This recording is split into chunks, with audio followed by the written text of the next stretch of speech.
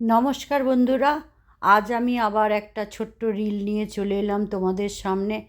আজ আমি 16 ডট বা 16টা বিন্দু করব এবং সেই বিন্দু থেকে আমরা একটা গণেশজি আঁকার চেষ্টা করব। দেখো তোমরা এই বিন্দুগুলোকে এরকম এরকম জায়গায় করতে হবে।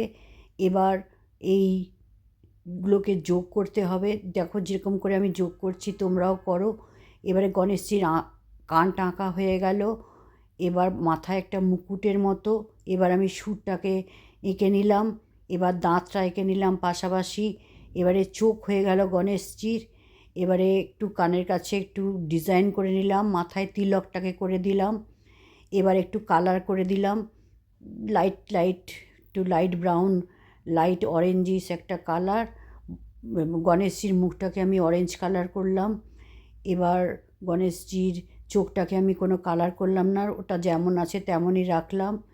এবার গণেশজির মুকুটটাকে আমি একটু কালার করার চেষ্টা করলাম, একটু লাইট পিঙ্ক আর রেড কালার, এ দুটো দিয়ে আমি গণেশজির মুকুটটা করলাম।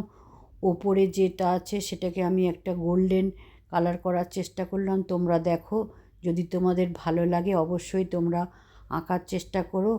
ওম গণেশায় নমঃ, ওম গণেশায় নমঃ, ওম গণেশায় নমঃ।